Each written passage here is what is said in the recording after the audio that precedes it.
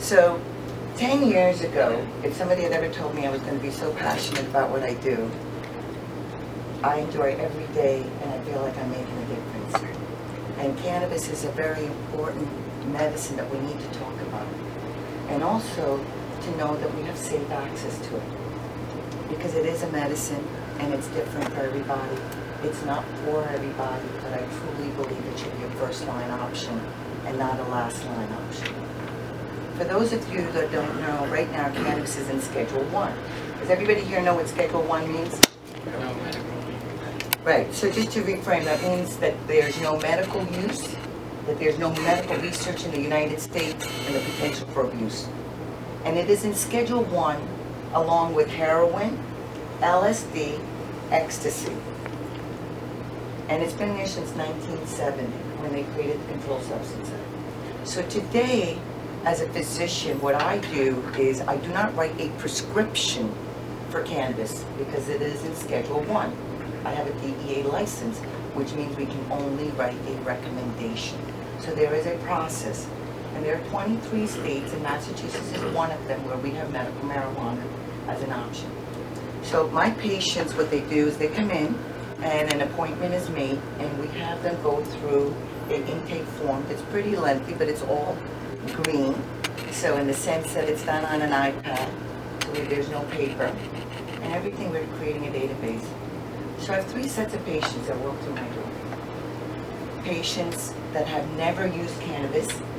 I see patients, anybody over the age of 18 and above, to patients that have used it a while back, 20, 30 years ago, and now are returning back to it. And then the 3rd set of patients that have been using it for a long time and come in for this piece of paper, because now they can be legal. And that's a huge issue for many people. Having that piece of paper gives them an identity that they can possess this medicine for a medical condition that they have, and that relieves a lot of anxiety for a lot of our patients that suffer from anxiety. You know, they always say cannabis side effects is panic and anxiety. Well, if you were doing something illegal, why wouldn't you feel panic and anxious, right? So, so those are the 3 sets of patients that I see. And what I believe in, and I made this statement over 2 years ago, cannabis is not an entrance drug. It is an exit drug from pharmaceuticals and narcotics.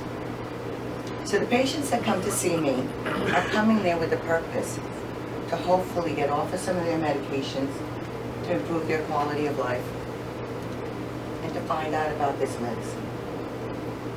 I'm fortunate to say, every day I could say, I, Dr. Dhanabalan, does not contribute to the opioid epidemic.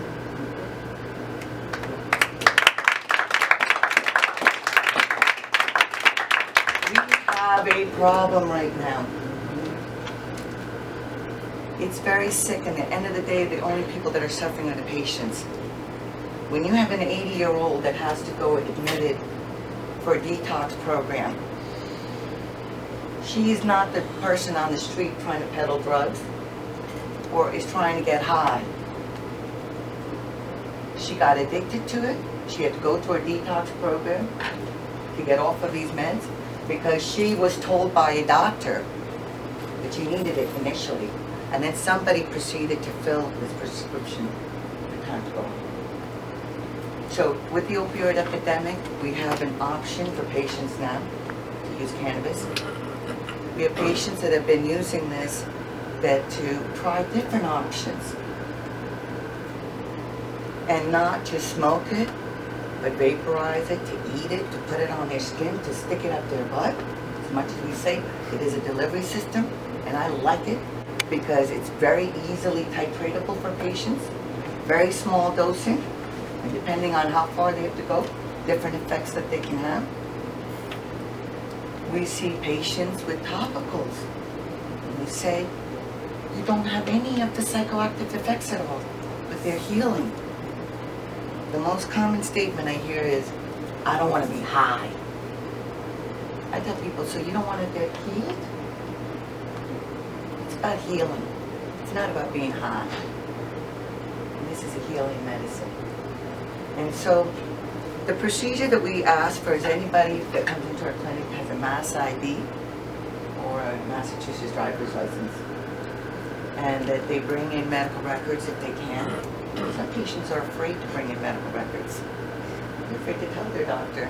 They're coming to me as an option because their doctor's been sloppy filled up. You're bad. Let me give you some more opioid prescriptions. I hear this from my patients. So my passion is that patients have safe access to medicine, that they should know what they're getting.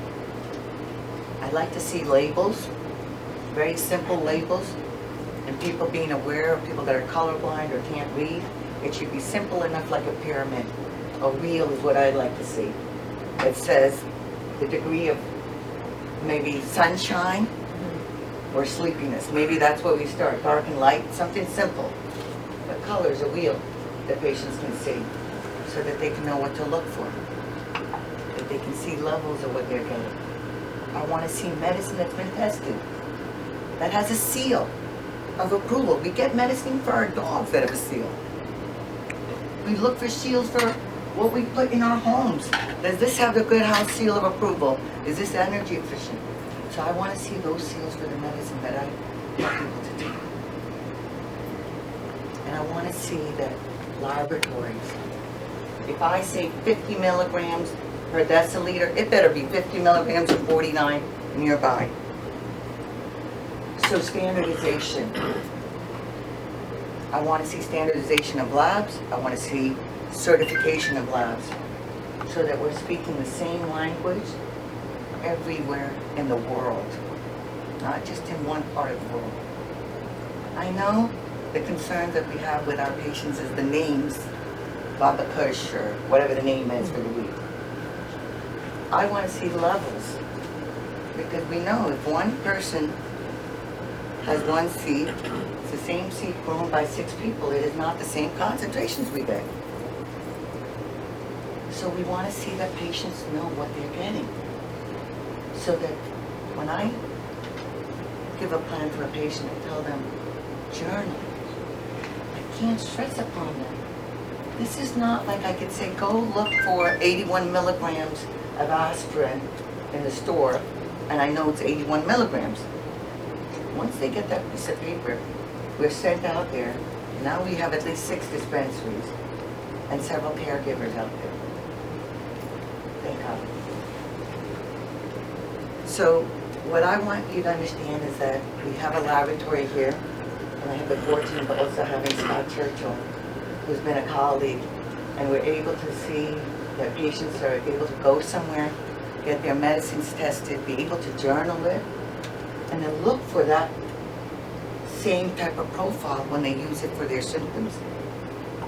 And this is the beauty of this medicine. There's no one cookie cutter for everybody. And different strokes for different folks. Same way we have different medications for different symptoms and different usages. And it depends on the individual. If you have somebody that's sitting at home, it's not the same as somebody that's out there working, but somebody that has children. So these are the things that we have to look at when we're giving medicine to our patients. So I want to close, I didn't know how much time I had, but the main thing I want you to understand is that I am available to answer questions. Main things that I like to see is standardization across the board, labels, so that we know that we are getting the same medicine, and patients can know what to look for.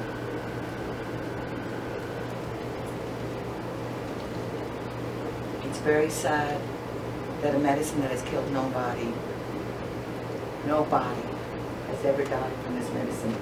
It doesn't interact with other medications.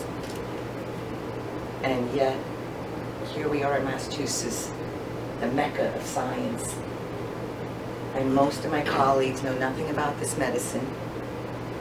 31 years of formal education, and I never learned the word endocannabinoid. My patients, every one of my patients knows the word endocannabinoid. That's amazing. And they know how to use their medicine.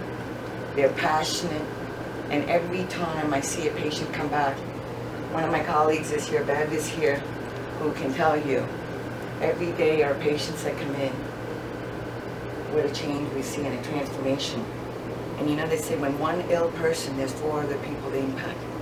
So when I have one person that I know is better, they're impacting at least 4 people, at least. They're improving their work lives, they're improving their own lives. They're engaged for the first time. They're saying, I'm off my pills. I get to play with my kids.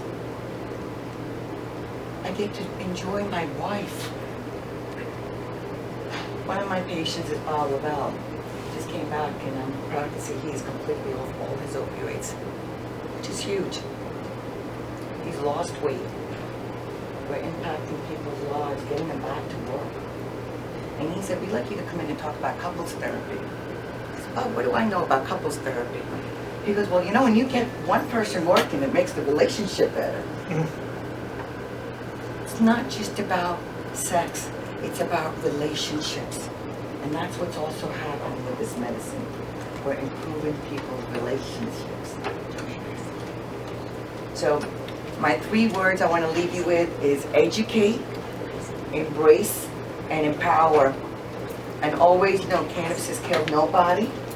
Simply put, terpenes are volatile aromatic compounds that are found not only in cannabis but a variety of other herbaceous plants. And what I want to focus on really is tying in our tests and how we give this information to you. Okay, so here we have it on our tested products page, a nice sample of strawberry fields grown by one particular member of the audience currently, and he has chosen to test for terpenes as well. So there's a normal cannabinoid report up here, and we click on this accordion right here, and up comes our terpenes. All right.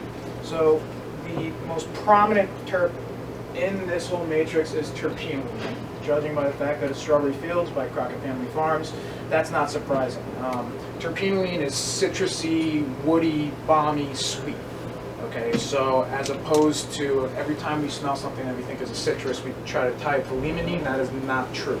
Actually, this whole combination in terms of how much of each terpene there is compared to the ratios that they play off build this profile. So it's the combination of all the compounds. We hear of the word entourage effect, right? How do certain terpenes modulate other cannabinoids? That's a big area where there needs to be a lot more research, but it's something that we're seeing a lot of trends with. So I just wanted to show you what the terpene report looks like if you haven't seen it. So this is what it looks like. And I want to look at 3 specific examples, and they're basically right over there. A good way to see if an extractor is extracting efficiently is to have the flower tested for cannabinoids and terpenes, and then test the said oil for the same thing.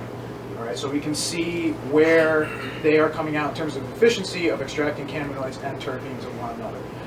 I thought the best way to show you guys was to bring actual samples so you could smell them, and then look at the report and see how that relates to your sensory perception of it. Okay, so there's 3 separate flowers over here. There's Deadhead OG, Cannatonic, and Strawberry Banana. So we're going to start with the Deadhead. And I chose it because, frankly, it's one of the only flowers where we have multiple tests for flower and concentrate. And it just so happens I have the concentrate on me, and I wanted to bring it so I could show you guys and really build a baseline on what everyone says OG is supposed to smell like. So I have 2 samples. I'm going to pass them around the room. They're the same exact oil. The only difference is that one has started to sugar up, one has basically remained stable all throughout. When I say sugar, if you don't know what that means, terpenes are volatile. They will leave the matrix, so they will leave the sample over time. As they leave, the consistency of the said oil is going to change. So it's going to change into a more sugary appearance. So the first sample I'm passing around, again, same samples. No, no trying. This is all that's left in my head stack. So that's the stable one first. Give it a smell, pass it around. The first one should be very, very nice and stable. And then this is the second one. Now, this second piece of paper, you can actually see terpenes have started to eat through, and this is foil back paper. The terpenes have started to eat through the parchment getting to the paper. So it shows you the caustic nature of terpenes themselves.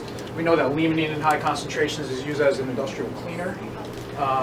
And really, it's the mixture of really everything together that causes that smell. So those are going around right now. I have terpene reports printed out there so you can smell it and then you can see visually. And we also have the flower that the extracts are made from. So that's the deadhead that's going around. Questions now? Sorry. No, that's all right. The next thing, the next flower sample is cannatonic. This is a known cut of cannatonic that's been going around New England now for, I don't know, a year and a half. We've tested it a bunch of times. And we haven't tested it that many times for terpenes, there's only 2. But the 2 times that we have, we've gotten really, really interesting results. So this cut is known for its 20-to-1 CBDA to THCA ratio. It's gotten up that high to where sometimes we don't even see THCA in the matrix. The other interesting thing about it is both times we've tested it for terpenes, it has a ridiculous amount of beta-myrcene in it. So some of you may have heard beta-myrcene plays a synergistic role, an agonistic role with THC. I honestly don't know what the hell it does with CBDA because there hasn't been any research done into it. What I do know is that both samples are the same cut grown by 2 different people. They both have around 2% beta-myrcene. Now that, as you can see, the numbers that we have, 0.1%, 0.03%, this has 2% of the total mass is beta-myrcene. So it's interesting to see that this is the most prevalent terpene in this matrix, and that cannatonic smells very, very particular. You can almost pick it out of the hat. So have a smell of that as well. And then the third sample is probably the most famous strain that New England has put out in, I would say, 2 years. It's strawberry banana. And the reason I want to talk about strawberry banana was because we've tested it at least 6 times for terpenes. But I have 3 reports, 4 reports for it. 3 of them are flowers. 2 of them are grown by the guy who has the cut. The third one is grown by a friend of his. So we have a little bit of variation in terms of grower, but there are relatively low amounts of terpenes found in strawberry banana. Now anybody who's experienced that cut, smoked it, smoked the oil, smoked the flower, knows that it tastes amazing. Words cannot describe how good it tastes. So you're thinking, well, if my perception says that something tastes good in there, it must be terpenes. Well, the other point that I wanted to bring up, and this might open up a can of worms, but I want you all to maybe go home and read a little bit more about it. There's a completely separate group of compounds referred to as esters. Okay, and esters are an alcohol mixed with a carboxylic acid. And as you can see, this beautiful chart, just Google ester chart, and you can look at this in your free time. But you can see, depending on the different combination of alcohol and carboxylic acid, you can build such a wide range of flavors and scents off of it. So we have banana right here, strawberry is a little bit further down, right there. So it's not just terpenes that play a role in the flavor and the smell of the product. There are other chemicals in there, so it's just something else to think about. And I think we decided we're going to take a little bit of a break so everyone can come up, smell the flowers, get a refreshment, and then Scott's going to take us home on the more chemical side of terpenes. Great. So yeah. We're going to go through some of this. Some of it is more technical and sciencey than it probably needs to be, but at the end we'll be able to have a little bit of a discussion, Q&A, and stuff like that. So for all of you who have never met me before, I work here at the lab.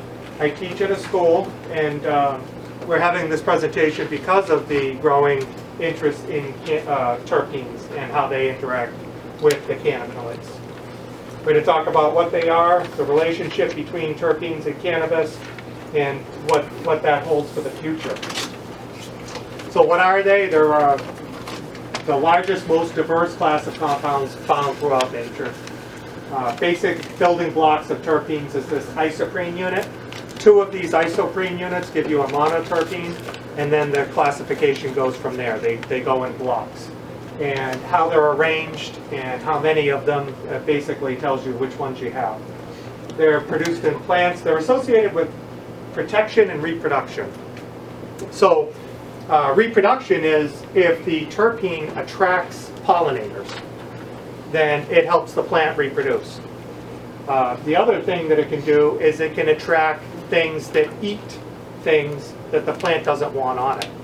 So if you could find if the plant were able to release a terpene that attracted ladybugs, that might help with mites type of thing. And the other thing it does is it produces tastes and aromas that make things that want to eat the plant say no thanks. So three ways that it helps with protection and reproduction. And the other thing is too, interestingly enough, it's not just cannabis, but other plants as well. Some of them will produce different terpenes at the bottom of the plant for animals that might come along and munch on it, and different terpenes for the top for a different set of pests or attracting pollinators. So very, very sophisticated system that does a lot. Is that true of marijuana as well? Like lower on the plant? It wasn't specified to marijuana, but I would imagine, I don't think we've had an opportunity to test that, but I would imagine that's a very real possibility. Different terpene levels, different. Not only different terpene levels, but different terpene types. Terpene types, yeah. One is to keep the the animals that might be munching on the greens off, and the other is to do other work on top. So the way you categorize these guys are by the number of isoprene units, which correlates directly to the number of carbons. Vitamin K, diterpene, found in cannabis. So it's interesting as I'm looking through the literature on this. You've got the terpenes, you've got the cannabinoids, and you've got the vitamins and the all the way down to steroids. They're all basically progressing throughout this book. It's the same book. It's talking about plant chemistry, and as you're looking through it, you're seeing, wow, this is how nature does it. And where does cannabis fit in? Basically, it fits in between vitamins and terpenes. And eventually, the terpenes will be converted into steroids. They're found everywhere: lemons, cannabis, mint, pine. Not sure what that is. Is that rosemary or Looks like thyme. oh, pine, thyme, linalool, and hops, or lavender. I get them confused. You find them everywhere. Everywhere. I think it was, I saw a factoid about 80% of household products that are scented have linalool in them. So they're pretty common. They're used in food and beverages. They're used as medicine, but has anyone heard of a terpene that you can get at Rite Aid as a medicine, marketed? Has anyone heard of? I was going to say, I know you can buy limonene as like a supplement, but I don't know if that's, I mean, it's a little tougher to get that. I don't think they sell it on Yeah, I've heard of people reaching out to chemistry groups that sell these things, and as soon as they find out what you're doing, they shut you down, unless you're a laboratory, unless you have these credentials. So it is hard to find, but it's very rare to find something that is marketed by the pharmaceutical industry that can grow at your house. It's a bit odd. But you will find them, which one? Well, Vicks Vapor Rub, right? That's in and of itself, that's marketed, that's got products on the shelf, but the eucalyptol and the other ingredients in it, rarely mentioned, right? Aren't they listed under the active ingredients? Well, yeah, the active ingredients, that's right. Absolutely, but I don't know the full profile of what's in Vicks Vapor Rub, but yes, eucalyptol is the primary active ingredient in that. I'm just surprised that they were actually listed as an active ingredient as opposed to just like inactive ingredient. Well, that's the thing is it's an over-the-counter product, And you can't have a product that only has inactive ingredients and then make a claim like this will help with you know, your breathing or something like that. It would be a little bit on the weird side. But I think it's interesting that there are these plants all over the place. You can grow them at your home, but you never see them marketed as being, you know, being able to do these things. And I think there's a pretty straightforward reason why. Who's gonna do all of the spending on this and all of the research and all of the marketing when it's just for your information? Go home and grow mint, or go home and grow rosemary. Why would you want to, you know, potentially take advantage of rosemary? Some studies have suggested that it can improve your memory by 75% if you breathe in the vapors of rosemary essential oil. Shit, I need more of that. More rosemary. So don't forget, rosemary. Don't forget, right? What can you do? So in Asia, back in Japan in the 80s, they developed like something where they, here in the United States, they will recommend to patients to go out and immerse themselves in forested areas where the plants are producing all of these different compounds that have beneficial effect on you. And what they found is that they can measure your pulse and see it come down a little bit. They can see your blood pressure come down a little bit, and the killer cells, the cells in your body that get rid of things that are attacking you, like cancer or other infections, are increased. So it boosts your immune system. And then there's a bunch of different, you know, wellness things that come along with it outside of the acute health things that they monitor. Oh, and reduce cortisol. That's a big one. Cortisol is very damaging to your health. So anything you can do to do that. So I actually recommend trying it. Try to go to different areas, try different times of the day, and see how it affects you. Pay attention to it. See if it is beneficial. The guys here at the lab that see me Monday through Friday, they all know that around midday I go out for a walk every day along the trails to get this benefit. So terpenes in cannabis, it's obviously, does anyone know anyone who doesn't get cannabis and be like, first thing they do is smell it, right? Everybody does that. It's very important. Above and beyond like your preferences and how you enjoy it is actual modulation of the impact of the cannabinoids on you. And in and of themselves, they have their own pharmacological effects too. Like I was telling you about the rosemary essential oil, the eucalyptol, etc. And there's a bunch of them. So in the resource sheet, some of the literature at the bottom, you can really dig into it and pour through it. And I got to tell you, there's a lot there from, you know, in terms of opportunities. There's the potential for being able to indica, you know, that's a nice nighttime medicine, helps you calm down and relax. Now, there might be a chemical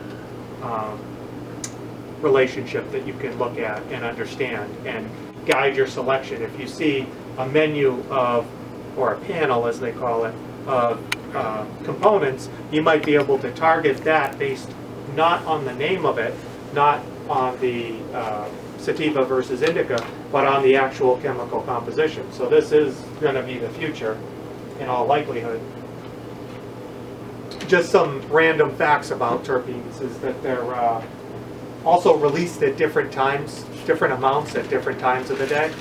So when they're out there collecting terpene samples, the plant is producing different terpenes at different times. I think first thing in the morning, if you're looking to maximize the terpenes that you get, I believe it's early in the morning is when you get the maximum number. UV radiation affects it. They've also found that this was in a cannabis paper, but if the nitrogen content is very low in the last week or two prior to harvesting, that will up the production of terpenes as compared to not doing that, comparing them side by side. genetics are the largest factor. So you do want to have good genetics if you want to have a good producer, and they're also going to determine to the most extent which terpenes are produced in what ratios. Drying and curing causes loss of terpenes, right? These things are volatilizing off. As the water's coming off of it, some of the terpenes are coming off of it too. So that's something to keep in mind. Can I see this? So another thing too is the boiling point will tell you how readily these volatilize. And as you look through it, you'll find that the monoterpenes, will leave prior to the heavier terpenes, the larger ones. So that's something to keep in mind. And like I said before, different parts of the plant produce different types of terpene. So cannabis and synergistic effects. You've got pharmacological activity in and of themselves, and then you've got whether or not they boost or diminish the effects of different cannabinoids. So when you see something like limonene being synergistic with CBD, that has the potential where you have limonene in a cannabis sample that's high in THC with relatively negligible amounts of CBD. It can act like CBD, modulating the effect, bringing down some of the effects of THC. And in other cases, it can boost it. Interesting one is pinene. It appears to boost the effects of both of them. Two different receptors, the CB1 receptor for THC, the CB2 receptor for CBD, beta-myrcene, linalool. Linalool is very, very important to kind of reducing that anxiety that some people get, the panic attacks and so forth, as is myrcene. Myrcene may be very important in determining that nighttime, daytime medicine. The amount of myrcene in the sample may be the line that we eventually go to when you're talking about indica sativa. Because I would imagine as we continue to breed and breed and breed and breed, you're going to have these indica dominant hybrids that don't have a lot of myrcene that have more of a daytime effect, and vice versa. So things can get very confused without the chemical breakdown. But there's a lot of important interactions, and the paper that you were asking about, did you get a handout? I will. Okay. Thanks. That paper goes into more detail on all of the different terpenes, all of the different cannabinoids, and the synergistic versus antagonistic effects. So some of the opportunities that we're talking about is dermatological. A lot of the terpenes are used for that. But interestingly enough, if the terpenes, certain terpenes are concentrated enough, if they come in contact with you, they can actually sensitize your skin and damage it. So you have to think in terms of what the right potency is in terms of how you use this medicine. Does it cause, can you get like an allergic reaction to terpenes? I've heard, so in the literature it was talking about people becoming sensitized to it, which can sometimes be diagnosed as an allergic reaction. So if you become sensitized to it and then what's that? I like getting the hives. The hives. Yeah. Some people like them, some people don't. But when you get sensitized to it and you're exposed to it, it can present itself as an allergic reaction. And I would imagine that there are people out there that have allergic reactions. There's, hundreds and hundreds, if not thousands and thousands of different terpenes out there. There's 7.5 billion people. So there's probably combinations that do result in people who have sensitivities to it, if not allergies. I heard one of the strains that's most allergic to people is like glutamine. A lot of people tend to get hives off glutamine. Interesting.